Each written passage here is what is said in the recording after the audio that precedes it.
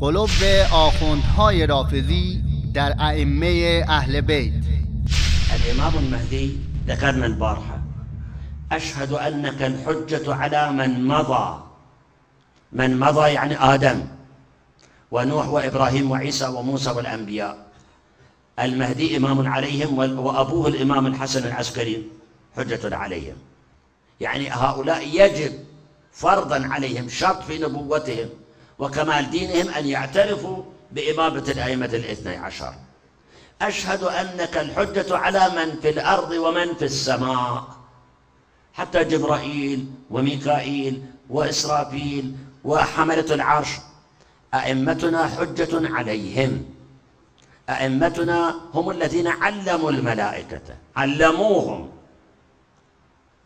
فالملائكة هم تلاميذ عند أئمتنا صلى الله عليه.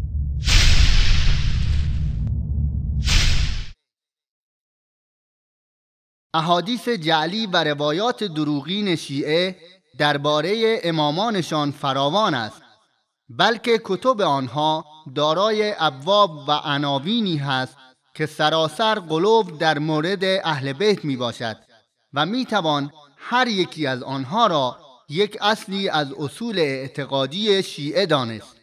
وقتی کتب شیعه را بخوانید فکر می کنید که کتابهای مذهبی غیر اسلامی را می خوانید، بلکه سراسر تناقض و تضاد با قرآن کریم است. در کلیپی که پخش شد کفریات آخوند را شنیدید. اینها تنها مثالی از آنچه امامانشان را به آن وصف می کنند است و آنها در ادعاهای عجیب و غریب امامان را از جایگاه امامت گاهی به جایگاه الوهیت می رسانند.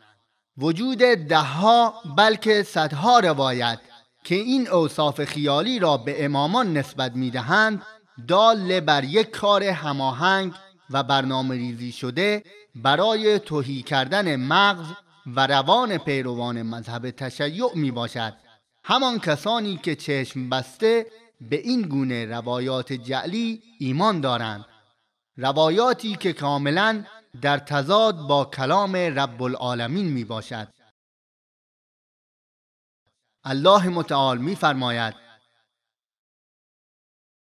رسلا مبشرين ومنذرين لئلا يكون للناس على الله حجة بعد الرسل وكان الله عزيزا حكيما. لكن الله يشهد بما أنزل إليك أنزله بعلمه والملائكة يشهدون وكفى بالله شهيدا. إن الذين كفروا وصدوا عن سبيل الله قد ضلوا ضلالا بعيدا. پیامبرانی که مژده دهنده و ترساننده بودند تا بعد از پیامبران دلیل و حجتی برای مردم بر الله باقی نماند و الله عزیز و حکیم است. لیکن الله بر صحت آنچه بر تو نازل نموده است گواهی می‌دهد.